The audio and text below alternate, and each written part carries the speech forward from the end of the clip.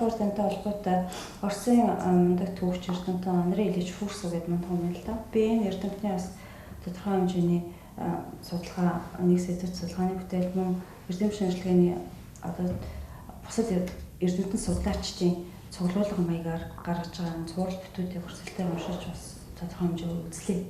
Яагаад тэгэхээр Оросын эрдэмтэд сүүлийн үед бол өөрсдөө капиталист нийгэмд орсноороо энэ капиталист нийгмийн мөн чанарыг ойлгоход маш өндөр, маш хүчтэй өсрэлтүүд хийж байна. Энийг маш нарийн задлж харж байна.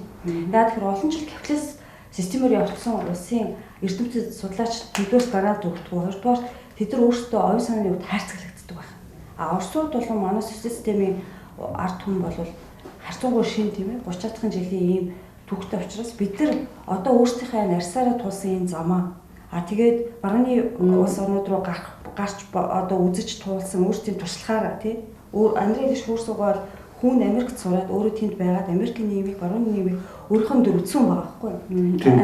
Тийм багшилж байсан. Маш олон барууны эдийн сургуулиуд урилгаар очдог.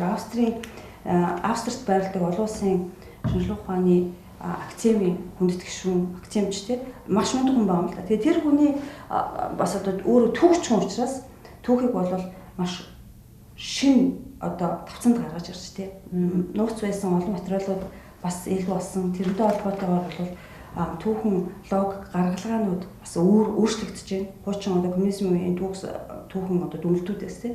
Тэгээ Андрей Ильич Фурсовын ярьсан ярилцлаган дээр тэгжилжсэн өөрөө. Юу ч гэсэн мэхээр яг ер нь бол дэлхийн 2 дугаар дайнтай холбоотой тарих угаадаг хэд хэдэн тийм ээ. Тийм фактаар одоо ингэж худлаа ингэж гутгдаг тийм юм зөндөө байдаг. Тэрнээс гадна ер нь ингэж нэм одоо энэ түүх сэтгэл зүйн энэ гутгалгийн энэ дайн энэ чинь бол ер нь 40-од оноос 50-од оноос Америкт боловсруулагдаад тэр Азиз Азимов гэдэг биологч, хим биологч тийм одоо эрдэмтэн хүн тэрийг бол шууд тэ онол болгож бичих боломжгүй байсан учраас уран зөвлөл зохиол болгоод foundation гэдэг нэртэй анхны хэвлэнийгээд 3-4 ийм бат зохиол болгоод тэрэндээ болохоор одоо галактикийн дайн болоод бүр ирээдүйд болж байгаа юм шиг боловчих тий яаж хамгийн хямд аргаар яаж зөвхөн оюун санааг нь одоо муухруулж тэнхтүүлж ээж хүмүүсийг хамгийн хямд аргаар тэр цаад одоо өрсөлдөгчөө дайснаа тий өөрийнхөө гарт хийж авах уу гэсэн тэр технологиг зүгээр нэг эрдэмтэн хүн өөрийнхөө одоо удирдагчид хийж өгч байгаа юм шигээр тэгж бичсэн байгаа байхгүй. Тэрний гарангуут тийм ээ Америкийн нэгдсэн улсын цэргийн академи West Point-ийн заавал өөрсөд судлах ном болгоод тэгээ яг тэр юугаар одоо манай социалист блокийн эсрэг бол сэтгэл зүй түүх гүтгэлийн явсан байна. Түүх гүтгэлэг гэдэг бол ингэдэг байх юм те. Тэгээд Фурсовын онлоор бол ингэж хэлж байгаа. Судалгаагаар бол энэ бол бүр хийсвэр онол биш тийм чинь арьсан дээр үдцсэн одоо энэ бидний бүх зовлон нулимс одоо тийм энэ олон сая хүний бид нар алтлаа штэ үр хүндэлд одоо энэ амьдралын тэсгшгүй нөхцөл байдал дүүрүүлт одоо энэ бүхэн маань бол харахад дайм болоогүй юм шиг боловч Монголын ард түмэн сүүлийн 30 жил өссөн үү яасан бид нар хэдэн хүний алдсан гэдээ бид нар ярих зөндөө юм. Орос ард түмэн ч гэсэн адилхан. Бид нар бол адилхан системээр нураал гэсэн үг. Гэтэл тэр хүний хэлж байгаа ер нь бол түүх гүтгэлэг гэдэг бол 3 шаттай явж байна. Түүх, сэтгэл зүй дээр одоо дайн тий. Эхлээд бол фактууд. Одоо жишээлбэл нэг түүхэн цаг үеийг ингээд түүхэн цаг үед болж байгаа үйл явдлуудыг бүгдийг багцлаад нэг дүгнэлт хийж болж байгаа. Тэн дотроос зөвхөн дайсан маань өөрсдөө ашигтай хэсэг тэр үйл явдлуудыг суулж аваад тэрийг төвлөгөөд өөрөөр тайлбарлаад ингээд цаад нөгөө одоо буруугүй талыг гүтгэждэг байна л тийм. Бусад нөгөө гол баримтууд ногт дурдахгүй. Тэгэхээр хүмүүс байхгүй нэг гэж ойлгож байхгүй ингэж ойлгоод тэр хоёр юм болсон. Тэр болсон бай. Тэгэхээр энэ аимшигтай ингээ буруу ойлгуулчих чаа. Дараа нь болохоор тэрийгээ тийм ээ концептын зөвхөн. Одоо эн чинь тэгэхээр чинь ямар үзэлтээс нөгөө социалист орноос ч гарсан байхгүй. Нөгөө коммунист нөгөө Сталин чинь нөгөө Оросууд чинь ер нь Оросууд чинь ер нь их дайн дуртай арт хүн юм байна. Ер нь яагаад те жишээлбэл Оросууд одоо хол ингээд цэргээ парад гэж ялтын байр гэдэг байгаа. Яагаад тэр дандаа дайны тухай дуудуулт юм. Эн чинь айгуу тийм агрессивны тийм айгуу тийм түнгийн дайнд дуртай ер нь мах цусан дуртай коммунистуудын үзэл юм шүү гэдээ яриад байгаа байхгүй. Гэтэл болохоор Фурсовга айгуу сайхан хэлсэн л дээ. Гэхдээ дайн манай улс руу ингээд дайсан ороод ирсэн. Бид нар тэгээд одоо гэр орноо үр хүүхдээ ирээдүйн хаач их орноо хамгаалах гэдэг дайнд орсон.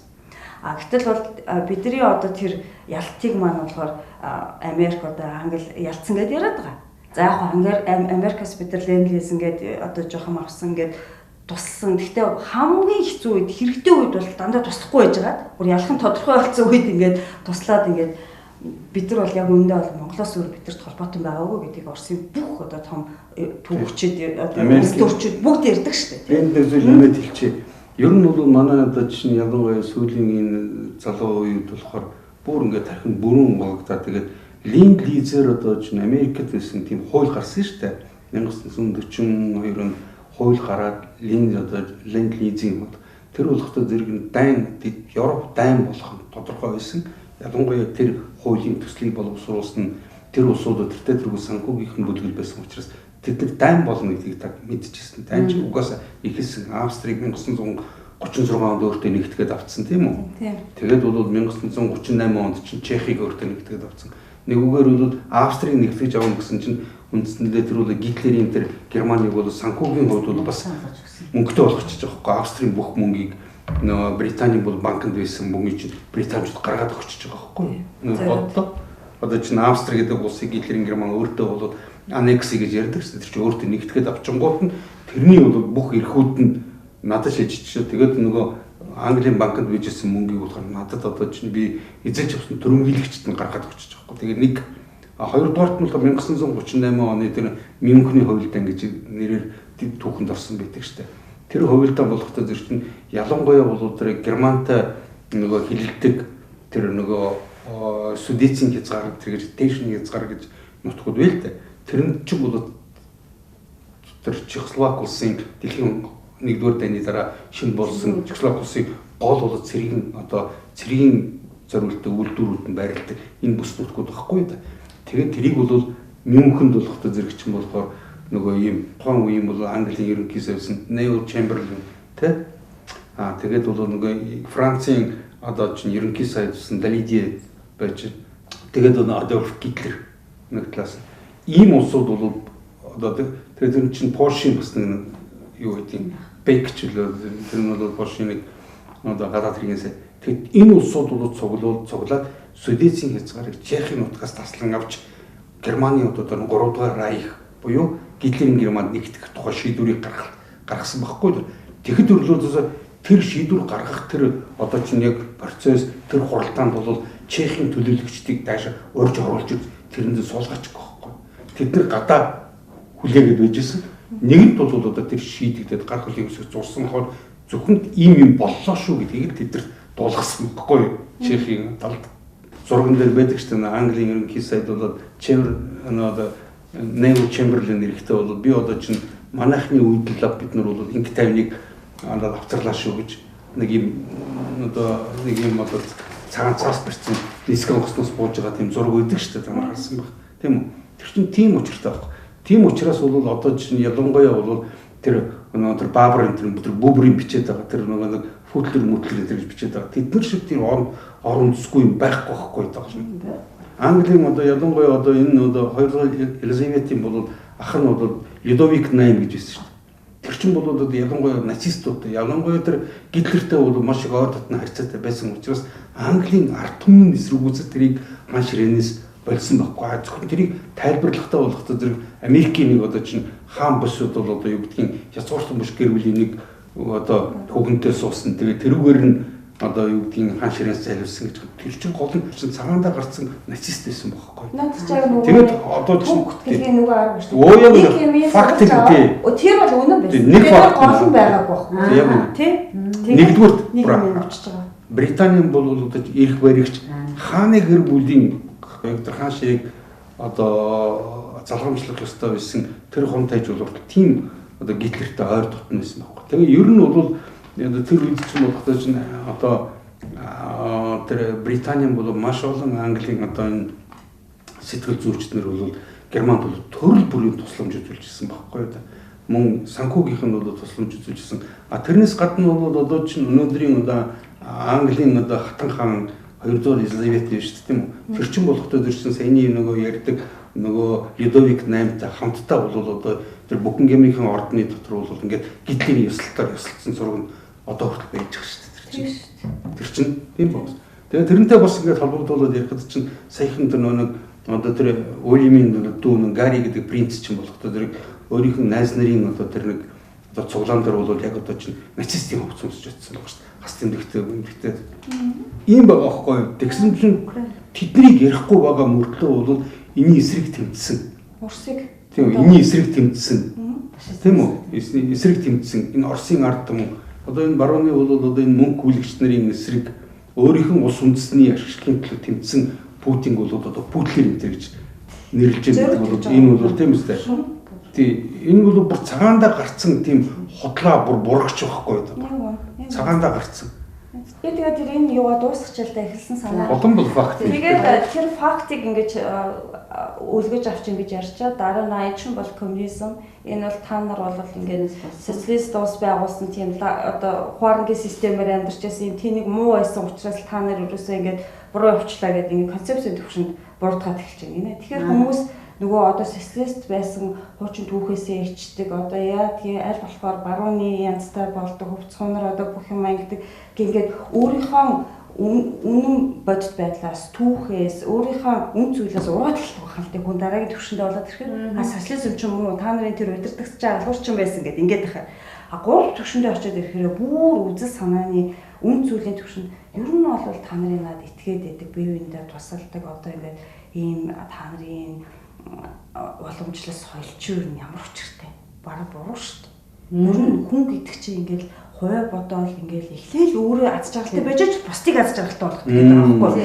Тэрэн дотор чи ямар залиуд энэ хэр чи хүн хизээч өөрийгөө аз жаргалтай болж дуусахыг бол мэдрэхгүй шин. Бусдыг аз жаргалтай болгож ч хүн чинь харилцан дэмдэмдээ бүх юм чинь өгөх хаагтай. Тэгэхээр чи эхлээд өөрөө аз жаргалтай болчих гэдэг чинь чи эхлээд дээр хулгай игээд баяжчих гэж байгаа. Яг гэвчлээс нэг юм дээр хулгай ихгүйгээр хүн яаж эхлээд баяжиж амьдрах юм? Тийм боломж байхгүй байхгүй. Тэгэхээр чи чинь бүх юмыг тийм ээ бүх юмыг өөрсдөө ашигтай байдлаар хүнийг сэтгэдэг болгож ингэж авдаг ийм цогц тийм ээ аимшигтай ийм сэтгэл зүйн дайнд бид нар өртсөн байна гэдгийг хүрсуугаа яриа. Тэгээд хамгийн гол нь тэр одоо аргумент тэр хилээд байгаа зүйлүүдэд ингэж хариу өгч байгаа.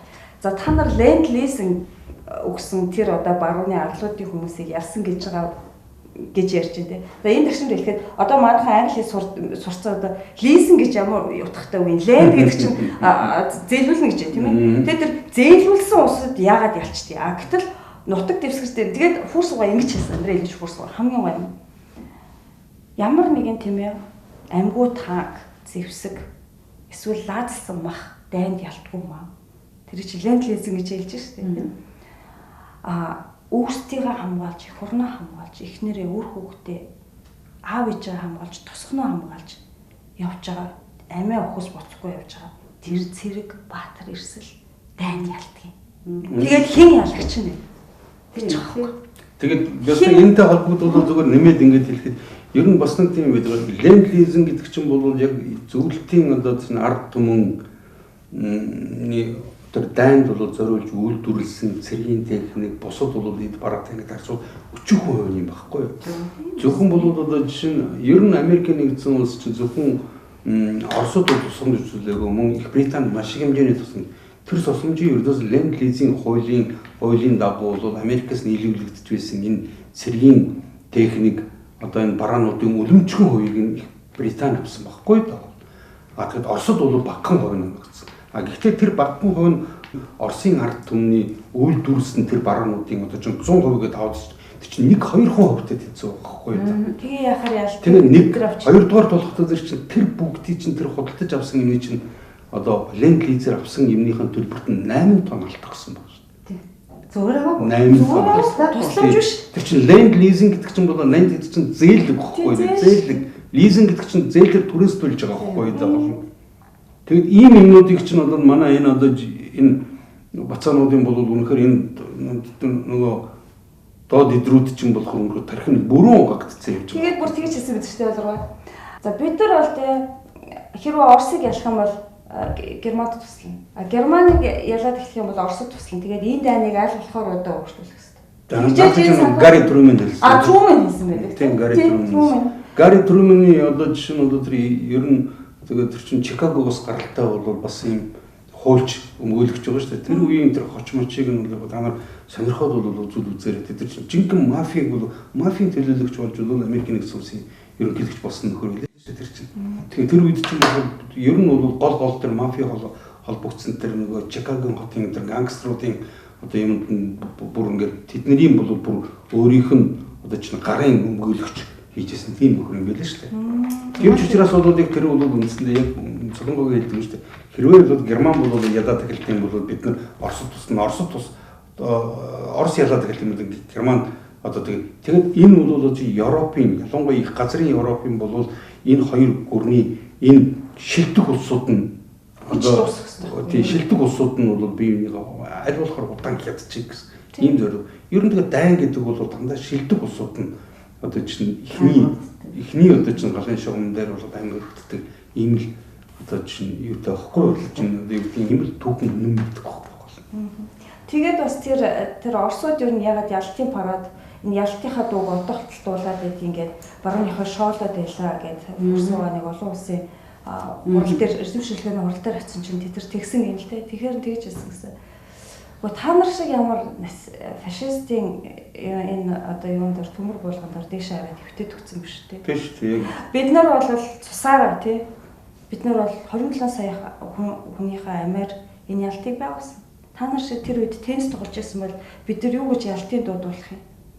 Та нарт бахарах юм байхгүй ш. Та нар ялаагүй юм чи. Та нар өөртөө зүгээр л буугаад өгсөн ш. Хэдэн оны дотор Европыг Гитлер эзэлсэн бид. Тийм, Гитлер чинь болохоор нэгдүгээр жишээ нь 1939 оны 9-р сарын 1-нд Гитлер чинь болохдоо зэрэг Пош руу дайран орсон шүү дээ. Пош руу дайран орохоос нь тэрнээс чинь өмнөхөн бол одоо чинь Гитлерийн одоо чинь өндөр тушаалын офицерууд чинь Пош ирж Пошийн тэр нөгөө тэр Пилсудскийн энтрийн одоо чинь юунд Гитлер бол өөрөө оролцож ирсэн байхгүй тэр оршуулгын ажиллагаа. Тэр чинь маш хоорондоо бол одоо юу гэх түнш усууд байсан байхгүй яг дэлхийн 2 дугаар дайны өмнөхөн Пош. Тэгээд тэдний чинь хамгийн гол нь Пошуудыг гол нь бол чиглүүлж байсан. Одоо ч гэсэн чиглүүлсэн хэвээр олсууд чинь тэр Харлын цаанд Ламаншийн холын цаад л байж байгаа. Англи гэж ус байгаа байхгүй да гол. 100 жил бүх удирдлага бүх юмыг нь тавьж ирсэн байхгүй. Тэдний тэр улс төрийн бодлогын тэдний интерес суртал ухуулах бүх юмыг нь бол тэд нар бол одоо мэддэг. Тэгээд яг Европ ямар нэгэн ард түмэнд бол буруу байхгүй л дээ. Тийм ч учраас бол чиглэл байсан байгаа шүү дээ. Пош гэдэг энэ нэг улс бол Европын бие дээр гарчаад 500 жил идэхгүй байгаа яар гэж. Тэдний зүгээр тэр элитүүдийг нь хэлж байгаа хгүй. Пошийн ард түмэн Пошийн энэ одоо цэрэг эрсүүд бол үнэхээр бол эрлэг тэр цэргүүдтэй. Гэвч тэдний удирдлагууд нь гэж өстой гутамшигын гутамшгууд байдаг гэж тийм үү. Тэр чинь үеийн үед тийм байгаад ирсэн байхгүй да. Тэгээд 1939 оны 9 сарын 1-ний өдөр бол ингээд дайраад ороод ирсэн чинь Пошийн засгийн газар нь бүрэн бүрэлдэхүүнээрээ армийн бүх одоо чинь удирдлагууд нь бүрэн бүрэлдэхүүнээрээ өөрийнх нь нутаг дэвсгэрийг хаяад тэр армийн ямар ч удирдлаггүй хангамжгүй болтон хаяад тэгээд өрмөнөөр дамжаад та нар хаана атсан гэж бодож чинь тэд нар хаана атсан гэж бодож Лондонд байхгүй доол. Тэр чи эзэн дээр очиж байгаа хгүй тэр. Пошийн аримчин бол нэгдүгээр тэгэл удирдлаггүй, хоёрдугаар хангамжгүй болсон учраас чинь одоо хэдхэн 7 хоногийн дотор 4-7 хоногийн дотор одоо Герман ангид бот нэр өгсөн баг. Удирдлага аахгүй. Гэтэл одоо тэр Оросууд Пошийг дайрсан дараа нь бол тийм үү. Катины эрг гэдэг. Тий, тэд нар чинь дандаа хотлоо. Энэ Катины эрг энэ гэдэг чинь 1990 онд бол Горбачов гэдэг нөхөр өөрөө тэнд бол байгаагүй юу ч мэдэхгүй хүн зөвхөн хүлээн зөвшөөрсөн, гүтгэлгийн хүлээн зөвшөөрсөн баггүй юу да. Тэгэхээр тэрийг яг судалдаг эрдэмтэн судлаач Оросын зэргийн тийм хизээч болоог байхгүй тэрдээс. Тэгээд ялангуяа Нюрнбергийн шүүх хурал дээр бол Катины тэр хэргийг тэр сөхөгчд бол тэрий чинь бүр тодорхой одоо чинь нэр устай яг тэр Гитлерийн армийн цэргүүд ч болохоор тэнд чинь ганцхан бол одоо чинь Пошууд алагдаагүй байхгүй. Тэнд чинь олон одоо чинь зөвлөлтийн зэрэгтэй ажид энгийн бүхэн улсууд алагдсан, мөн Украиных алагдсан, мөн бол одоо чинь бусад өөр улс үндэстэнүүдийн бас Катины орчин бол барьж ирсэн тэр нөгөө цэргийн маш том төмөр байгууламж гэдэг чинь нөгөө наримуудын төв гэсэн нэртэй тийм армийн нэгтгэлүүдийн штабын байрыг бол хоригдлуудаар бариулж ирсэн байхгүй. Цэргийн одоо юу хоригдлууд явах олзлог өстой. Тэгээд тэрийнхээ бол нуухын тулд чинь тэрийг бүгднгийн Германы офицерууд бүгдийг алсан байхгүй. Тэгсэн чинь тэрийг болохтой зэрэг одоо хүртэл бол одоо юу гэдэг Катенд бол одоо 120 хэдэн мянган одоо Польшийн гол болсон тэд нар болохтой зэрэг нөгөө манайхны ярьдаг шиг нөгөө Чингисийн Монголын шилдэгүүдийг нь алдсан. Тэгээд яг тэгж ярьдаг байхгүй юу? Тэр чинь шилдэгүүдийг нь. Тэгээд одоо тэгээд тэр чинь бол одоо Европын нөгөө хүний эрхийн комисс гэдэг чинь бол тэр өргөдлийн Польшийн иргэдээс хүлээж аваад тусгай ажлын хэд хэдэн ажлыг хэсгүүд томилоод бүх архивын бичиг баримтуудыг сөхөж үзээд тэгээд тэр чинь үндсэндээ бол 2013 онд нөгөө тийм одоо чинь Европын хүний эрхийн шүүхээс дүгнэлтэнд бол гарсан шүү дээ. Тэр дүгнэлтэн дээр бол юу бичсэн байсан гэж? Катенд бол одоо чинь бол ингэж Польшийн офицерууд алгацсан үнэн байна. Гэвч наад чинь одоо юу гэдгийг наад энэ үйл ажиллагаа энэ бол одоо ийм зандалчны энэ үйл ажиллагаа Оросууд ямар ч холбоогүй юм. Яг л 1940 оны одоо чинь намрах чинь аль хэдийн нэг гитлерийн цэргүүдэд эзлэгдсэн байсан гэхгүй да. Орос Москва руугаа бол ингэж ухраад явцсан байсан. Тэр хэвийн бүх одоо чинь газар тэр зөвхөн тэр хав биш. Тэр хавийн одоо чинь Беларусь, Украины тэр хэсэг бүгдээрээ бол Германы айранд эзлэгдсэн байсан. Тэгээд Германы армийн эзлэгдсэн байсан энэ дээр чинь 1943 оны 4 сард чинь тэр чинь Геббельс одоо чинь Германы тэр нэг үзэл сурталын яамны бол сайд байсан тэр нөгөө Гитлерийн баруун гар хүмүүсийн тарих угаах ажилд гол мэрэгсэн тэр усууч анх эхлэж бол Катенийн тэр гүтгэлгийг зарласан байхгүй да. Тэр үед яагаад зарласан гэдэг чинь бол 1943 онд ч юм нөгөө Сталинградын тулгааны дээр ч нөгөө Германы нөгөө Европын бүх улсуудыг эзэлж авсан гэсэн энэ нөгөө агуу ялгагдчих гүсэн арим бут нэргүүлсэн байхгүй тэн дээр. Тэгээд Германд бол 3 хоногийн одоо гашуудлал зарлаад тэгээд хамгийн гол нь болохтой зэрэг чинь Геббельс чинь нөгөө Британи одоо Америк Оросын бол нөгөө юм одоо Гитлерийн Гитлерийн эсрэг юм эвслийн дунд ясааж байгаа байхгүй тэдний гол нь задлахын тулд чинь одоо Катенд бол одоо ингэж хүмүүсийг одоо Польшийн иргэдийг бол хянсан байна. Тийм учраас чи яг өнөөгийн бол адилхан Скрипалийн хэрэгтэй адилхан ер нь юм урагч нарын бол үхлийг нь хүртэл ашигладаг байхгүй юу та. Өөрснөө алчаад тэгээд өөр хүн алсан гэж бол үхлийг нь хүртэл ашигладаг. Тийм учраас урагчин гэдэг бол хизээч бол дандаа тэд ашиглагдаж явдаг. Тэдний бол амьдрал бол хамгийн бол одоо чинь тийм харамсал өргөнөр байдлаар төгсдөг нэг жишээ түүхэн жишээ нэг нөхгүй. Бас нэг чиний түрүү чинь бол ярьсан юм чинь бол одоо ялангуяа тэр одоо манай энэ ардчлагч либералч бол гол бол хүмүүсийн дахийг угаагаад байгаа. Тэр 1939 онд бол одоо зэрэг бол Сталин Гитлер хоёр бол Польшийг ингээд хуваагаад авцсан тийм үү? Тэр чинь ердөөс огт хутлаа байхгүй да. Яг тэр бол одоо чинь Сталин бол тэртээ дэргүй бол одоо чинь Гитлерийн эсрэг бол Британи, Франц, тэ Америк гэсэн ийм улсуудтай нийлээд Гитлерийн эсрэг ийм хамтын бол одоо аюулгүй байдгийн ийм эвсэл байгуулах гэсэн одоо энэ хүсэлтийг, энэ шаардлагыг олон удаа тавьж, олон удаа тэднэрт хэлэлцээрд орохыг хүссэн байхгүй. Гэвч тэд нэг бол хэлэлцээрд ямар нэгэн шийдвэр гаргах тийм одоо тийм бүрэн ирэхгүй улсуудыг явуулж ирсэн. Эсвэл бол ямар нэгэн одоо жишээ нь тавьсан асуултад хариу өгөхгүй маш удаж ирсэн. Хамгийн гол нь тэд өөр зоригтой байгааг нь так ойлгож лээсэн. Өнөөдөр яг тэр сэрдээр байгаа Америк яг ийм байхгүй. Тэр ердөөсөө арга нь яг арга нь бол ердөөсөө адилхан байхгүй тэр чинь. Яг л хүмүүс мэдэхгүй байгаа учраас чинь тэр дахин хэрэглээд байдаг байхгүй. Тэгээ хамгийн гол нь тэр бүгдийг одоо чинь ингээд ойлгоод мэдсэн улсууд бол эдний баг юу хийх гэж байгаа нь тэртээ тэргүй урд талд нь хийгдсэн ямар нэгэн өөр хэлбэрээр хийгдсэн болохоос тэрний цаатлын зориг, сэтэл, мөн чанар нь яг хэвээр гэж байгаа байхгүй. Тэгээд хамгийн гол нь тэр нөгөө би түрүү хэллээ шүү дээ. Тэгээд Польшийн засгийн газар бол өөрийнх нь армийн дээд удирдлагатай өргөнөөр дамжаад ингээд нутаг орноо тэр улсын хаяад зуртад гараа ивцэн. Тэгээд засгийн газаргүй тэр улсыг ус гэх үү нэгдүгээрт. Тийм биз дээ. А хоёрдугаарт бол Гитлер бол дайрна гэдэг нь бол тодорхой байсан учраас нөгөө 1917 оны хувьсгалын дараа 18 он, 19 он, 20 оны тэр Оросын одоо дотор талд нь хувьсгал гаргаад үүмэж исэн үед чинь одоо Польшууд нэгдүгürt бол одоо чинь Оросын эзэнт гүрнээс тусдаа гарсан тийм биз? Одоо 20 он тусдаа. А хоёрдугаарт бол зүгээр ингээд одоо өөрийнхөө нутаг төсгөө өөрийнхөө ард түмэнд ингээд гараа явчих واخхой. Украин, Беларусь хоёрын бол одоо энэ баруун талын мужуудыг чинь өөртөө нэгтгэж авсан байсан байхгүй юу? Тэгээд тэмдгийн ард түмнүүдийг бол Польшийн тэр шляхты гэж одоо чинь Польшийн тэр одоо дээд язгуурт нь төсвөрлөхийн аргагүй одоо дарлж мэлжижсэн байхгүй. Тийм учраас Сталин чинь тэр одоо чинь одоо 39 оны 39 оны тэр 9 сарын одоо чинь тэр үеийн үйл явдлуудыг бол тэртээ харж байсан ойлгоо. Тэгэд өөрийнхөө булуун газар нутгийг Оросын эзэнт гүрний өөрийнхөө ард түмнийг өөрийнх нь газар нутагт нь өөртөө нэгтгэсэн байхгүй да. Хоош эзэнгүү. Тэгсэн чинь одоо болохоор зэрэг нөгөө үтхэн гүйвүүлэгч, нардчлагч нар либералууд болохоор Сталин, Гитлер хоёр чинь ижидхэн байсан. Энэ чинь Польшийн одоо хөөрхий Польшийн гэдэг байгаа байхгүй да. Тийм үстэй.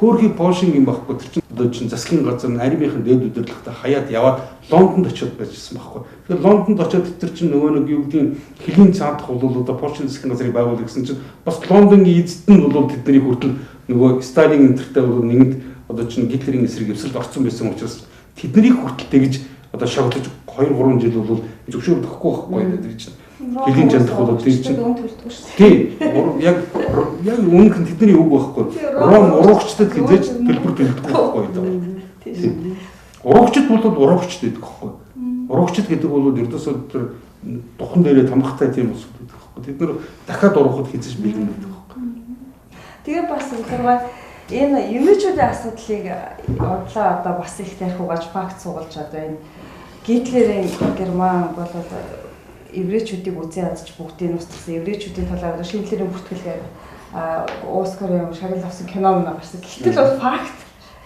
юу байсан бэ гэдэг бас судалгаа их олон байна л да.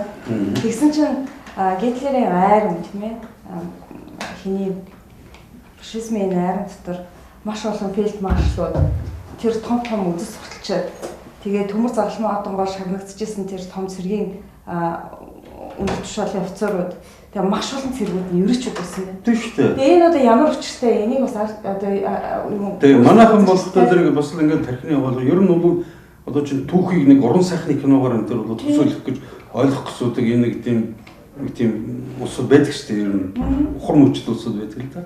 Гэвч тэр шин бодит түүхүүд өдөртөөс хамаагүй байхгүй тэднэрт огт хамаагүй. Зүгээр тэр усуудын тархийг нь бол маш тийм бол холуур болоод юу гэдэг нь өөрөөр нь өөрийг нь угаалгаж байгаа байхгүй да.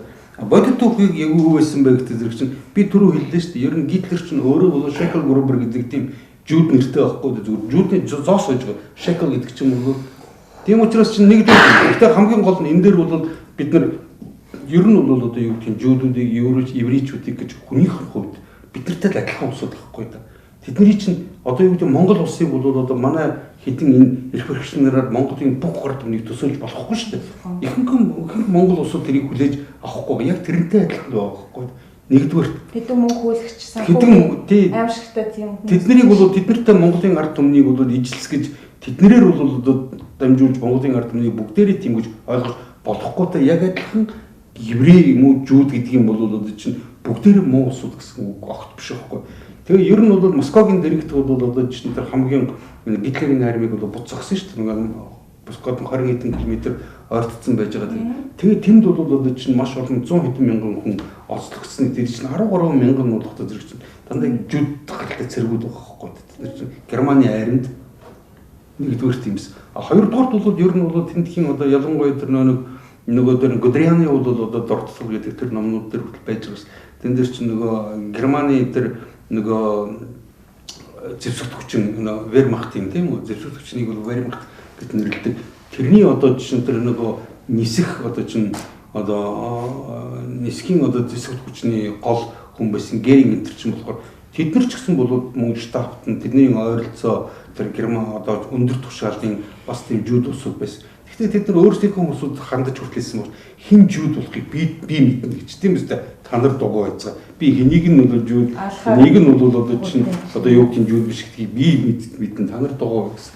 Иймэрхүү асуудал ч гэсэн тийм учраас бол одоо чинь тийм тэгтээ бол гол нь ер нь бол тэгвэр яг үнэндээ яг би мэдээж тэр одоо юу тэр 6 сая хүнийг бол алсан гэж бол энэ Холокост гэдэг бүр нэр өгсөн шүү дээ. Тэрэн дотор Холокост гэдэг чинь бол хэрвээ яг тэр жуудад еврей хэлээр болох тэр бас л ингээд амгалан устгах гуйл нуурсах гэсэн юм утгатай юм байна. Тэгвэл бол үндсэндээ бол тэрийг чинь бол одоо чинь олон сүүлийн үед гарч ирж байгаа түүхэн баримтууд бол гараа тийм биш шүү. Гэхдээ бол мэдээж бол энгийн олон бол одоо чинь одоо тийм одоо жууд одоо еврей бол тэр үндэстэн усууд тэр Гитлерийн тэр зандалчдын гарт амиа өргөцсөн бид нар бол бас мэдчих хэрэгтэй. Энэ бол түүхэн үнэн. Гэхдээ тэрнээс чинь бол одоо чинь хэд дахин илүү 27 сая хүний алдсан байж байгаа улсын тухай ярихгүй байгаа мөртлөө 6 сая хүнийг бүр тэд нар бүр өсгөөд 6 сая гэдэг нэг улсуудыг бол Холокост гэд нэр өгөөд яриад байгаа. Энэнд нь надад бол ойлгомжгүй байдаг одоохон. Надад бол үнэхээр энэ байдал ойлгомжгүй байхгүй. Тэднээс чинь бүр 4 гаруй 5 дахин илүү хүмүүс нас одоо чинь алагдчихад тийм үү? Тэрний бол одоо чинь 20 хэдэн сая гэдэг чинь бол үндсэндээ нэг одоо чинь 12 сая хүн бол энгийн цэргийн бус усуд гэсэн байхгүй. Тэр бол хүүхэд, хөгшөд, эмэгд тийм үү? Эмэгтэйчүүд байсан байхгүй даа бол. Тэр усууд чинь нөгөө эслэгдсэн байсан газар нутаг дээр чинь тэд нар бол одоо үнэхээр бол тэд нар бол чинь хятажсэн. Тэгээд би энэ дээр бас нэг зүйлийг бас ингээ хүмүүс хэлэх чинь Гитлерийн айрын гэдэг чинь ганцхан герман цэргүүд байгаагүй байхгүй да. Тэнд чинь Унгарын нөгөө 1956 онд ингээ бослог гаргаад байсан Унгарын одоо чинь нацистууд байна шүү дээ. 56 оны Унгарт ингээ цэрэг мэрэг орууллаа гэж ярьдаг байдаг шүү дээ.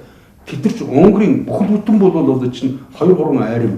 За Италийн бол айрын, Хорватын айрымууд тийм үү? Ер нь бол бүгд байж исэн. Бас сонирхолтой ингээд ярих чинь Берлингийн хамгийн сүүлчийн бол одоо чинь тэр Рейхстагийн хамгаалан одоо байлдажсэн улсууд чинь Францын сайн дурынхан байсан багш. Гитлерийн СС-ийн тусгай одоо чинь тийм батальоны улсууд мөн тэрэн дотор эстончууд байсан байж байгаа байхгүй. Одоо өнөөдрийн ардчсан гэж өөрөө цэжид хэлдэг эстончууд тий. Ийм бол учиртай юмнууд бол байсан учраас ер нь түүх гэдгийг бол одоо чинь түүхч нэртэй эрдэмтэд бол гэж өөрсдөө нэрлэдэг байгаа усууч зүгээр одоо чинь бие биенээсээ одоо чинь нэг тийм одоо бие биенийхэн бичсэн юмнуудаас ингээ бие биенийгээ ишлээд бие биенийхээ голон бие биенээ одоо чинь бие сууж идэм бол одоо чинь шал өөр нэг одоо чинь миний нэг одоо адилхан түүхч нэг хүний одоо чинь иш татдаг тэр хүн нь миний хажууд байдаггүй тийм ээ тэр хүн хаач бүү. Гэхдээ зэрэг хүмүүс нэг тийм одоо чинь тийм юм шиг тийм одоо юм одоо өс одоо чинь ойлгох төсөөлөл төрүүлэх гээд оролдоод байдаг байхгүй. Тэгээ хамгийн гол нь тэд нар чинь яагаад одоо чинь тэр түүхэн үйл явдал яг энэ одоо юу гэх юм энэ голдрлоор ингэ явцсан юм. Энд хэн ашигтай байсан гэдэг асуултан дээр гэж хариулдаг байхгүй. Зүгээр л ердөөсө түүх гэдгийг чинь нэг олон одоо чинь нэгэнт одоо чинь юу гэдгийг олон жилийн хожим хойно болох гэдэг чинь ийм үйл явдлууд болсон тийм үстэй. Тэрийг нь бол тухайн тэр одоо чинь ямар төр засаг байгаа тэдний тэр явуулж байгаа суртал ухуулганд нийцүүлээд зүгээр түүхийг тэгээд өөрсдөө тайлбарсан болоод байгаа. Тэгээд нэг одоо чинь олон нэг одоо чинь докторууд нь одоо баг докторгүй түүхч гэж байхгүй болсон шүү дээ. Гэхдээ бол гол нь яг тэр түүхэн судалгааны талаас нь бол ердөөсөө огт тийм биш юм гэдгийг би одоо чинь сүүлийн нэг одоо чинь 20 шахын жил судалгаа хийж байхдаа би хатуу ойлгосон байхгүй тэр. Би нэг юм асуусан. Энд сая Сталин Гитлерийн тухай ярьсан шүү дээ. Энэ Троцкигийн хэлсэн нэг үг байхгүй. Хэрвээ Сталин байхгүйсэн бол Гитлер байхгүйсэн. Тэгэд энэ үгийг одоо шууд ингээд харахаар хүмүүст ойлгохдоор чи нэг тайлбарлаж өгөхгүй. Чинь Гитлерийг Сталин ах одоо дэмжиж санхүүгийн талаас ч юм гаргаж ирсэн. Гэж тайлбарлаж өгөх. Наад яг энэний цаана одоо шинэ нэг Ленины өгсөний дараа Троцки, Сталин хоёрын хоорондох тэмцэл. Яг Троцки гэж хин, Сталин гэж хин. Яг Гитлерийг барууныхын санхүүжүүлэх болсон шалтгаан яг эндээс эхэлсэн. Энэ бүхний талаар ярьж. Тий. Энэ үйл явдлуудыг маш ингээд одоо чинь дистрата ярихын тулд чинь 1-р 1917 оны 2-р сард төрийн думын хэсэг гишүүд тэр дотор бол одоо чинь яг тэр одоо яг нэрээрээ бол либерал ардчлалч гэж өөрсдөө нэрлэжсэн. Ялангуяа тэр үед чинь бол маш их одоо чинь геополитик тэр дайны одоо чинь тэр дайны эцсийн үр дүн завших сонирхолтой байсан. Энэ Английн бол одоо санхүүгийн бүлэглэлийг одоо тодорхойлж байсан. Мөн Германы бол одоо санхүүгийн бүлэглэлийг төлөөлж байсан. Оросын дүнд хэсэг бүлэг улсууд ордны төрийн нэрэлт хийсэн байхгүй. Тэгээд тэд нар бол одоо 2-р нөгөө Николай хаана бол одоо хаан ширээнээс нь татгалзуулсан гэж ярьдаг боловч одоо хүртэл бол тэрийг яг 100% батал тогтоосон одоо хүртэл байдаггүй байхгүй. Ягаад гэвэл хүн хаан хүн бол одоо чинь тэр өөрийнхөө хаан ширээнээс татгалзах тэр одоо албан ёсны бичиг баримттай харандаагаар гарын үсэг зурна гэж байхгүй шүү дээ. Зүгээр балын харандаагаар. Тийм биз? Одоо балын харандаагаар бол зурцсан Николай гэдэг ингээд зурцсан юм шиг тийм байдаг гэж. 2-дугаарт бол ерөнхийд нь тэр одоо чинь Николайгийн тэр 2-дугаар Николайгийн одоо чинь түүхийг судалдаг тэр хүний бүх тэр аж ахуй аж амьдралыг бол судалдаг ус энэ Николайгийн яг өөрийнх нь гар үсэг биш гэж үздэг байхгүй. За тэр бол тусдаа асуудал. Тэгэд хамгийн гол нь бол Орос ч нөгөө шийдвэрлэх тулдаанд орох ёстой байсан. Үндсэндээ бол нөгөө дэлхийн 1-р данд эргэлт гарцсан үе байсан байхгүй. Орос ялах нь тодорхой. Орос ялах нь тодорхойсон. Мөн Оросын холбоотой Их Британи, Франц, Орос тэгээд ажил бол Америк гэсэн энэ улсууд бол дэлхийн 1-р данд ялах нь тодорхой болсон байсан байхгүй юу. Тэгсэн чинь холбоотнуудын нэг нь болох бол одоо чинь Их Британи, Францын одоо энэ тусгай албадын улсууд мөн Оросын дотор талын урагчтай нийлээд хувилдаад тэгээд төрийн эргэлт хийсэн мэр гэсэн. Тэгээд төрийн эргэлт хийгээд эзэн хаан аваа хийсэн. Та нар тэгээд ингээд төсөөлөөдөөс дайм болж хахад төслөө. Тэгээд тэрэнд чинь бол би түрүү ингэж хэлсэн тэр төр засгийн газар гэж бол байгуулагдсан. Төр засгийн газар гэдэг бол хэсэг хугацааны дараа Оросын бол одоо чинь бүх энэ одоо төлөөлөгчдийг цуглуулж одоо Оросын олон бол хязгаар нутаг энэ бол засаг захиргааны нэгдлийн төлөөлөгчдийг цуглуулад ингээд ер нь Орос бол цаашдаа ямар замаар явах юм бэ гэдэг энэ асуудлыг шийдэх энийхөө зохион байгуулалтын бол хурлыг хэрэгжүүлсэн л да. Зохион байгуулалт гэдэг чинь бол төр засгаар зохион байгуул Орос бол цаашдаа бол хаан засагтай явах юм уу бүгд найрамдах засагтай болох юм уу тийм үү? Ийм бол асуудлыг шийдэх нэг хурлын товыг тогтооцсон байсан байхгүй юу? Тэгээд тэр хугацаанд болохдоо зөв чинь эзэн хаан нас барцсан энэ хоёрын дунд чинь нөгөө одоо юу гэдгийг төрийн засаг захиргааны ийм хоосон энэ үедийг байлгахгүй нь төр засгийн газар гэж байгуулсан байна. Тэр төр засгийн газрынх нь бол явуулж исэн энэ одоо үйл ажиллагаа бол үндсэндээ 8 сарын дотор тэр дайнд ялж явсан тэр агуутар том гүрний бүх юмыг яг өнөөгийн манай одоо либералч бүгдийн нэвдээ сүйтгэн бүх нөгөө баялаг өнгөтэй өвгтэй юмнуудын бүгднгийн бол гадагшин гаргаад тэгээд бүх одоо чинь байгалийн баялагуудынхаа тэр нөгөө концессийн гэрээ гэж дулдаад байгаа сүлээ бүх концессийн гэрээнүүдийг барууны одоо чинь энэ том компаниудад өгөөд ердөөсөө улс орныг бол үндсэндээ бол түүгээ туйлдуулсан байсан байхгүй. Тийм учраас бол тэр үед чинь бол 4 сарын сүүлчээр 4 сарын 23-нд Ленин Швейцарын Бёрнес бол Германы нутгаар дамжаад Чехийн нутгаар дамжаад тэгээд бол Санкт Петербургийн эрэгт галтрыгээр ирсэн байхгүй юу? Тэр чинь мэдээж бол галтрыгээр яваад дараа нь бол усан онгоцоор яваад дахиад галтрыгэнд суугаад тэгээд бол нөгөө юу гэдэг Скандинавийн талаасаа болоход зэрэг чинь Санкт Петербургт орж ирсэн байхгүй юу? Тэгээд Ленинтэй бол мөн одоо зэрэгцээд саяны одоо чинь манай Троцкий бол Нью-Йоркоос гарсан байхгүй юу?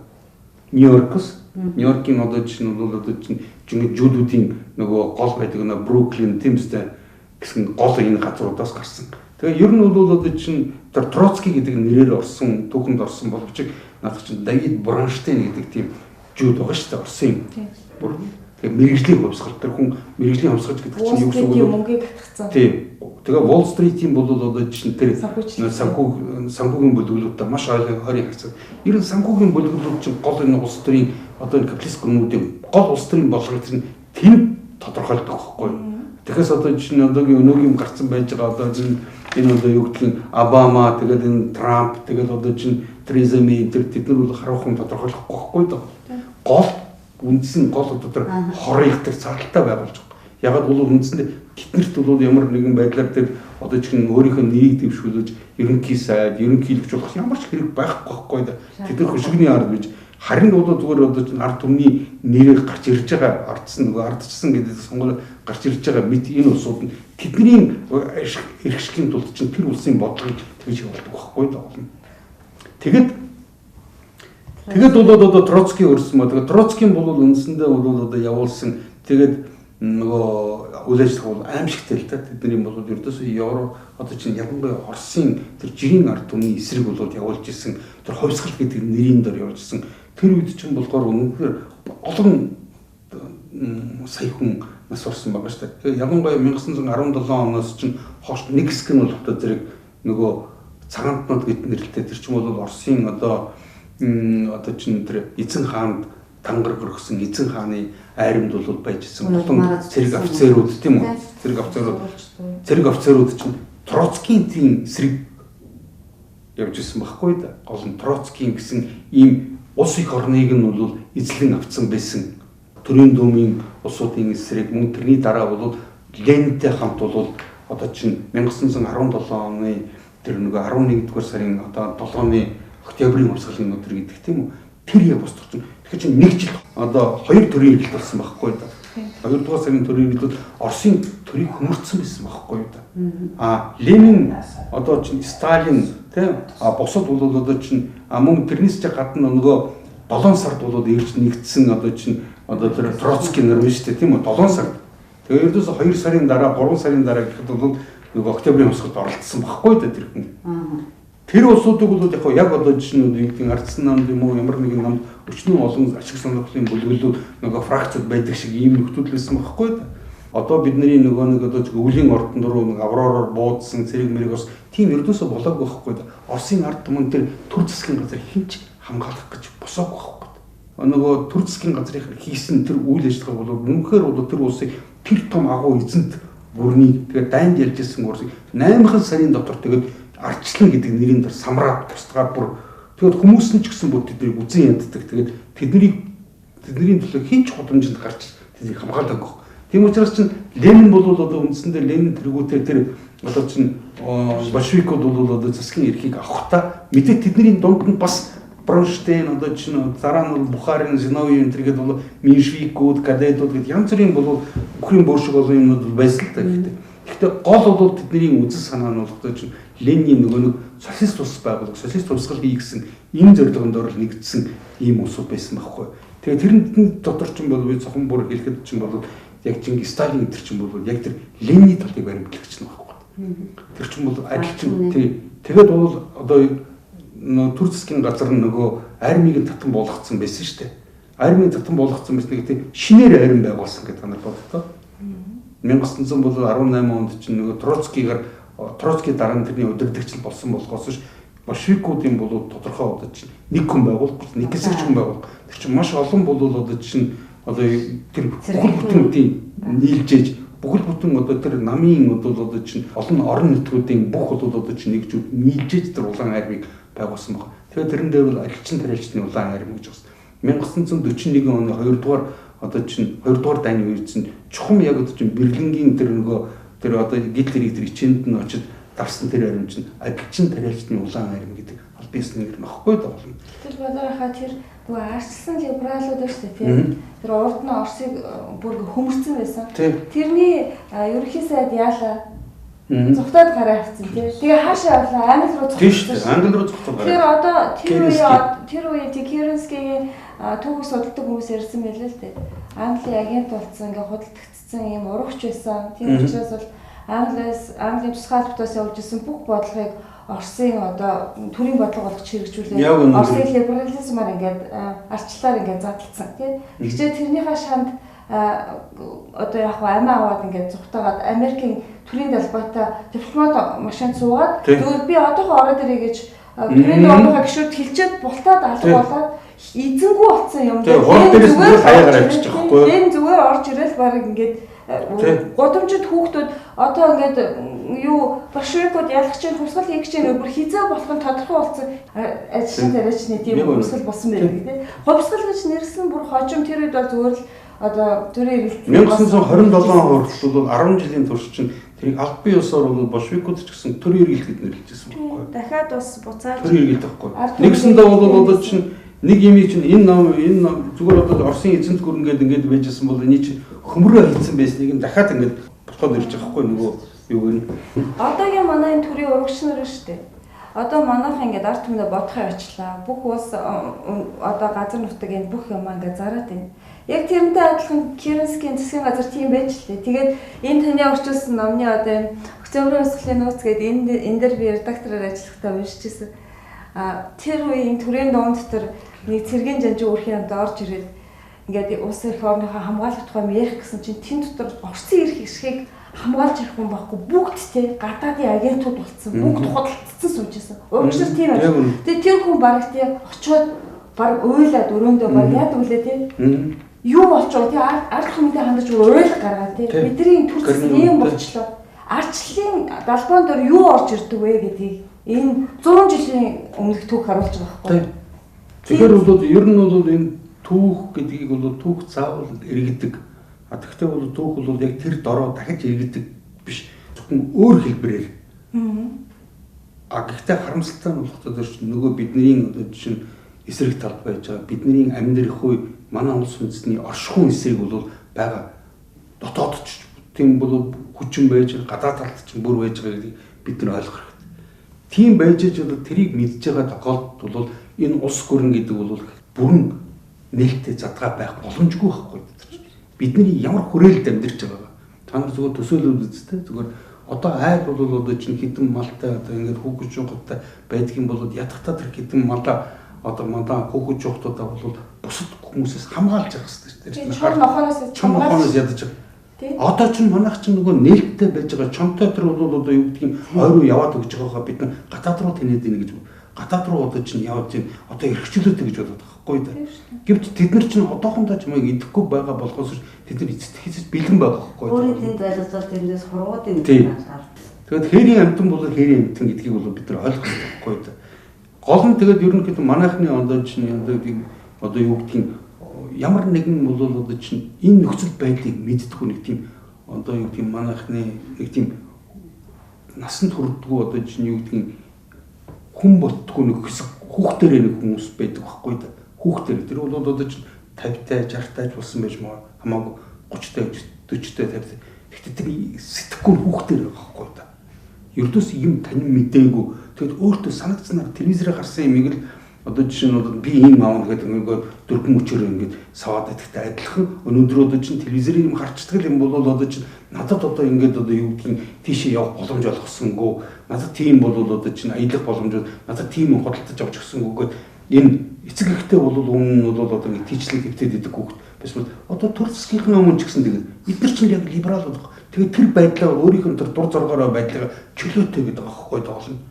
Бид нар одоо чинь юу хүснээ хийнэ гэж юм байдаг юм хүн юу хүснээ тэр юу хүснээ хийдэг юм бол одоо чинь юу гэдгийг тэр машин замаар бол машин явж яхад нь урдуур нь гуглддаг тийм үстэй боломжгүй байхгүй. Тийм учраас ерөнхийд нь энэ бүх юмнуудыг бол одоо чинь бид нар мэдэх хэрэгтэй. Тэгээд эцэст нь бол би юу гэж хэлэх гээд байна гэхээр ер нь бидний одоо чинь өвөг дээд зөвлөлтийн ард түмэн тий одоо тэр зөвлөлтийн ард түмний тухайн үеийн бол удирдлага энэтэй нийлээд фашизм гэдэг, нацизм гэдэг тэр хүн төрөлхтний тэр үнэхээр тэр аюул хар одоо чинь хар тахал гэж ярьдаг гэсэн. Тэр бол тахлыг одоо чинь даран сөнөөж тэгээд Европын, Аз, Африкийн олон ард түмнүүдийг энэ одоо капитализм гэдэг бол орчин үеийн боолчлолын энэ хэлбэрээс нь салгаж өгсөн асар их том гавь байхгүй юу? За та одоо сая фашизм, нацизм гэж зөндөө ярьлаа. Тэр одоо яг тэр хоёрын ялгаа нь юу вэ? Тэр фашизм гэж юу вэ? Тий, ер нь бол би түрүү хэлсэн нацизм гэдэг бол ямар нэгэн өөр үндэстэн угсаатан өөр үнэт зүйлтэй тэр ард түмнүүдийн эсрэг тэдний зүгээр одоо ч нэг говшин амьдрахын эсрэг ийм үзэл санаа хэлдэг байхгүй нацизм гэж. Нацизм гэдэг бол одоо чинь үндэслэх үзлийн бүр эрсдийн давруун улаарсан энэ хэлбэрийг бол хэлдэг нацизм. Фашизм гэдэг бол том капитал, том мөнгөний бол одоо чинь том бүлэглэлүүд ард нь зогсоод тэгээд тэр ард түмний янз бүрийн одоо чинь тэднэрээс болж хүн хэцүү амьдралд орсон энэ ард түмний уур хилэн нэгдүслийг тэр өөр үндэстэн улсын эсрэг чиглүүлж энэ бодлогыг фашизм гэдэг байхгүй. Фашист гэхээр фашист гэдэг чинь харин тэр бодлого тэр бодлогыг хүлээн зөвшөөрч тэр үйл ажиллагааг явуулж байгаа хүнийг фашист гэж байгаа. Тэмдэг нэрлэлээ эс гэхээр. Тийм. Фашизм гэдэг маань нэр үг. Фашизм гэдэг чинь үзэл сурталтын үзэл санааны. Тэгэхээр фашист гэж тэднийг гадна талаас нь нэрлсэн. Энэ бол тийм. Эсрэг талынхаа нэрлсэн гэсэн. Италийн бол одоо чинь гаднаас нь харахад бол Италийн адилчин тийм үү? Адилчин, тариачин Италийн бол одоо чинь тэр жижиг сэхэтнүүдийн бол одоо чинь явуулж ирсэн ийм фашист гэсэн ийм бол цуглаан улс төрийн байгууллага бослого тэмцлүүд гарч ирсэн байхгүй. Гэвч тэдний чинь дандаа цаатлаас нь нөгөө тэр санхүүгийн том бүлэглэлүүд тэднийг өөрийнх нь зорилгод ашиглаж ирсэн ийм бүлэглэлүүд байхгүй. Тэгээд тэр чинь бол энийг чинь нөгөө нэг Муссолинигээр бол өдөрдүүлсэн Италийн фашистууд, Германы бол одоо чинь түрүүчийн миний хэлдэг нацистууд энэ хоёр бол нэгдэж сая бол одоо фашизм гэсэн энэ нэр томьёо ялангуяа тэрний чинь милитарист тийм одоо Японы бол тэр шүдээ хүртэл зэвсгэлцэн байсан энэ милитарист дайнд бэлдэж байгаа энэ улс чинь милитарист ус гэдэг байхгүй. Энэ гурав чинь нөгөө нэг 40 хэдэн онд чинь нөгөө гурвын гэрээ энтер гэдэг чинь хийдэг. Ийм учраас. Тэгэхээр энэ фашист гэдгийг бид нар өөрөө өөрсдийгөө нэрлэж гин үү? Хүндрэнгийн өөрөө өөрсдийгөө тэр нэрлэж байгаа фашист, нацист гэдэг чинь өөрөө өөрсдөө санаатай гэдэг гэсэн үг. Тийм шүү дээ. Тэр үеийн одоо 1930-аад онд 40-аад оны ихэнх үеийн улсууд ч фашист гэж бол тэгж өөрснийгөө одоо чинь одоо юу гэдгийг өөрсдийн амьдралын хэцүү юмыг өөр бол одоо чинь бусдаас болоод байна. Тийм, бусдаас болоод байна гэсэн ийм бол үздрүү явж ирсэн энэ улсууд нь өөрснийгөө фашист гэж нэрлэж ирсэн. Гэвч энийг хамгийн гол нь цаанаас нь зохион байгуул турхирч санхүүжүүлж байсан чинь болохоор нөгөө санхүүгийнх нь тэднээс илүү одоо чинь мэдээлэлтэй, илүү боломжтой тийм үү? Илүү цаатлын болов муу санаатай энэ бол одоо чинь хэсэг бүлэг улсууд чинь тэднийг тийш нь чиглүүлж ирсэн байхгүй юу? Тэгээ фашистик оюуны асуугаад байгаа санаа нь юм шиг байна л да. Фашизм гэдгийг энийг хэн нэрлээд байна гэхээр яг фашизм гэдэг үг одоо тийм ээ дэлхийн дайн болсны дараа энэ бол аюултай гэдэг өнцгөр харагддаг болсон болохоос тухайн үед энэ үзэл санааг эхлүүлжсэн хүмүүс. Фашизм гэдэг нэр бол зүгээр энгийн л нэг бас одоо улс төрийн нэг үзэл санаа байсан байхгүй. Тэгээд дараа нь энэ маань милитарист хэлбэрч шилжээд тийм ээ бүр ингээд дайн байдаг. Ингээд дараа нь энэ маань одоо хорлоо зүйл юмны нэр төр. Тэгээд яг би энэтэй бас холбогдуулаад үсгэргүй л болсон юм байна гэсэн үг. Одоо бол харин би өнөөдрийн одоо чинь 2018 оны одоо чинь 21-р зууны үед чинь яг энэ бол зөвхөн нэр нь ондоо өөр байдлаар өөр хэлбэрээр бол илэрх ийм нөхцөл байдал ялангуяа бүрдчихэд энэ л манайд нөгөө либерал үзэл гэж неолиберал үзэл гэдэг чинь яг энэ чинь фашизм яг ихнийх нь одоо чинь үе шат байхгүй да. Тэм ч учраас сүүлийн үед бол ялангуяа тэр баруунд одоо ер нь дэлхийн одоо бусад орнуудын эрдэмтэн судлаачдын хүрээнд чинь одоо либерал фашизм гэдэг бүр тийм үзэл санаа гараад ирлээ шүү дээ. Яг бол тэр либерализм гэдэг чинь бол тэр ард түмний ихэнхийг бол чинь тойлдуулж цөөхөн хэсгийг нь болгохтой чинь баяжуулдаг. Цөөхөн хэсэг нь яаж баяжчихна гэсэн чинь тэд нар чинь бусад бол харийнхантай нийлж өөрийнх нь ард түмнийг бол өөрийнх нь эх орныг шулцсан ийм хэсэг бүлэг бусад. Манай төвтэй тэр хэсэг байгаа. Мөн бол тэр хэсгийн гол одоо төлөөлөгч нар болгохтой зэрэг чинь дандаа барууны имийг бол одоо ч үг дуугууд дагдаг тийм хэсэг бий юу байна. Тэгтээ зэрэг чинь мөн энэс болоод одоо чинь үгээгүй ядуурсан өр зээлэн дунсан бол одоо энэ уур хилэн одоо багтарсан энэ ард түмэн байна. Тийм биз дээ. Одоо гагцгүй тэднийг бол нөгөө зорилгыг тодорхойлох хэрэгтэй байхгүй даа. Аль нөгөө юм үүссэн байж та объект нь үүссэн. Объект нөгөө өдөртүүлд объект гэдэг чинь ард түмний өр зээлэндээ орсон энэ бол амьдралж энэ бол одоо чинь юм цөхөрсөн ард түмэн бол үүссэн.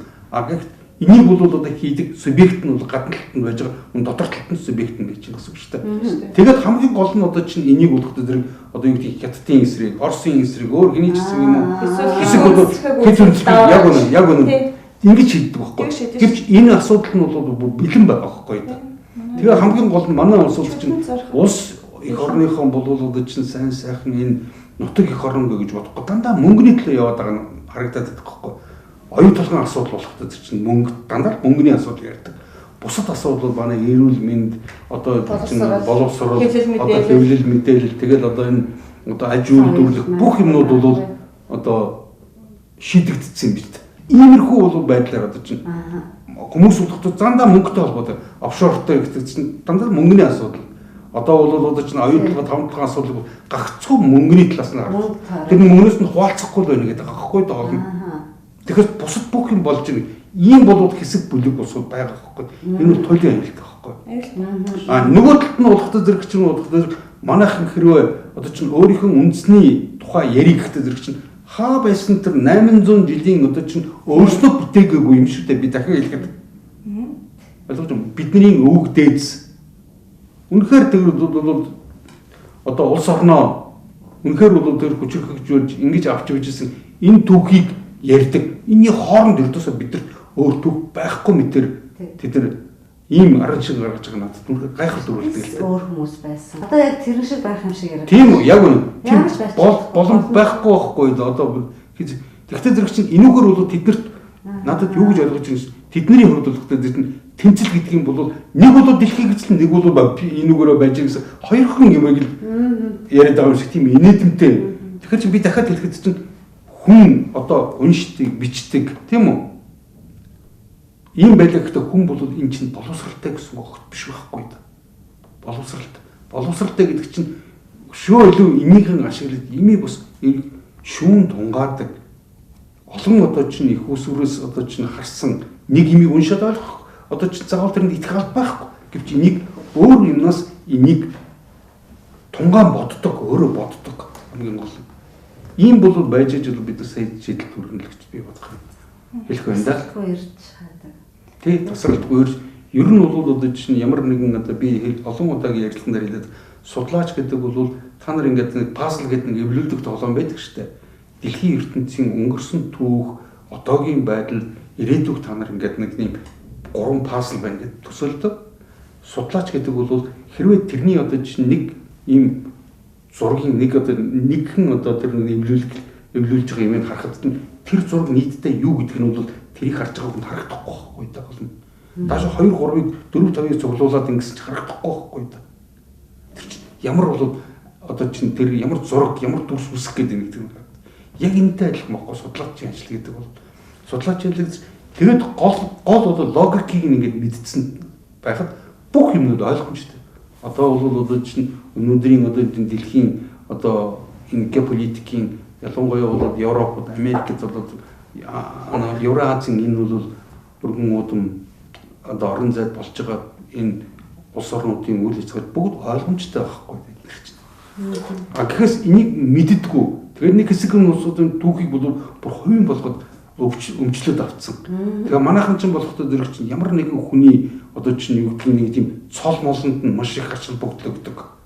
Тийм биз? Тэгээд тэр улсууд нь болохтой зэрэг бол бүр ингээд одоо юм мэдчихсэн ч гэсэн бол одоо түрүүчийн бол чиний нэг хиддэг тэр одоо байдлаар тэд чинь бол хоолноосоо салахыг хүсэх. Тэд нар яг бол өөр юм хийж чадахгүй байхгүй болно.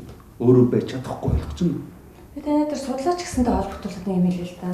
Ер нь бол юмаа судлаад ойлгоогүй ээжж улс төрч болчдөг, эдийн засгч болчдөг ямар нэгэн хамаагүй юм санаасаа бураад энэ тэндээс хамт шимээд хүний амнаас сонссон юм ярьждаг гэж одоо мөрөдөх хэрэггүй. Судалсан хүн гэдэг бол асуудлыг ойлгосон, асуудалд хариуцлагатай хандж байгаа хүн гэсэн үг.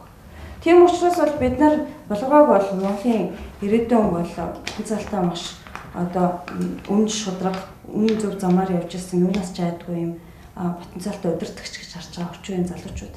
Тийм учраас бол яг гоо бид нар энэ хүний сурсан мэдснийг, ойлгосон судалсныг ард түмэндээ үнийг ойлгуулахын тулд ээлжид ярилцлагууд хийж байгаа. Гэвч бол энийг маань цааш нь түгээх маш хэцүү байгаа. Зөвхөн Facebook тийм ээ, YouTube-аар явж байна. Хэвлэл мэдээлэл маань угаасаа гадныхны, барууныхны гар дор тэдний мөнгө санхүүгээр бүх юм шийдэгддэг. Ийм болоргоог ураад ингээд урьчаад ярилцлага хийх гэжсэнээр цуцалсан олон телевизүүд байгаа. Тэд нар хандаж хэлэхэд өнөөдөр та нар тийм ээ өөрсдийнхөө өнөөдрийн цалинг юм уу эсвэл албан тушаалаа ингээд өнөө маргаашаа бодоод ингээд байх юм бол бид нар одоо улс үндэстэнгүү болох нэ. Бид нар бүгдээрээ нэг үндэстэн, нэг их оронтой. Тийм учраас бүгдээрээ айх юмгүй үннээ ярьцгаая. Үннийг ойлгосон хүнд бол гарсан нь өөрөө тодорхой. Гэтэл үннийг ойлгохгүй байгаасаа болоод бид нар өнөөдөр гарцаа мэдэхгүй тэгээд болгоон түрүүний хэлснээр одоо энэ үндэсрэг үзэл юм уу энэ уур хилэн энэ бухимдал дээр дөрвөлөхдөө дахиад дараагийн том нөхөнд унах чинь бид нар улс орноо аврахын тулд эхлээд үнийг сонсох ёстой. Үнийг сонсохын тулд судалсан хүн юм ойлгосон хүнийхээ үгийг сонсох ёстой. Бид нар телевизээр хичнээн олон юм ойлгохгүй тэнд хүмүүсийн ямиг сонсоод 30 жил боллоо. Одоо бид нар өөрсдөө юу болж дуусчихна. Тийм учраас бол энэ Ялтын баярын одоо 73 жилийн баярын мэндийг та бүхэндээ хүрхээс зүү. Бид нар өнөөдөр юунд зорж өнөөдрийн ярилцлага хийж байгаа. Яг манай идэвхтэй гişүүд цугсан бэ гэхээр бид нарт өнөөдөр бол үнэн гэдэг ганц байдаг гэдгийг боловоо хэлж өгсөн. Олон жил энэ хүн өөрийнхөө блог дээр бичижсэн, болор инфо сайт дээр бичижсэн юм өдөр болгон батлагдчихэв. Саяхан л одоо энэ дэлхийн 3 дугаар дайн эхлэхэд ганц хуруу дутуу байна гэж энэ барууны бүлэглүүд ямар одоо бодлого үйл ажиллагаа явуулдаг нэг бичиж хахад хүмүүс шоолж инээж ирсэн. энэ хүн чинь одоо ер нь ямар учиртай Оросын талыг баримлагч юм уу, барууныг үзэн язгч юм уу? Өнөөдөр саяхан сэрд болсон үйл явдал, одоо Иран дээр болж байгаа үйл явдал Оросыг хичнээн олон янзаар бүтгэж байна. Өнөөдөр бидний амьдралыг ямар болох вэ? Энэ боловроо бичиж судалсан бүх юм үнэн байсан бүр цаг тутамд, секунд тутамд нотлогдож байна. Өнөөдөр бидэрт бодит байдал үнийг харуулна. Тийм үстэй монголчуудаа. Тийм учраас бид нар та нарыг юу гэж уриалах вэ гэхээр эх орноо аврахын тулд үннийг аврах хэрэгтэй. Үнний тал зогсох хэрэгтэй. Бидэрт бол зөвхөн ганцхан үнэн л хэрэгтэй. Тийм учраас манай Монголын үндэсний чөлөөлөх хөтөлбөрөнд нэгцгээгээрэй гэж уриалъя. Монголын залуучууд. За баярлалаа.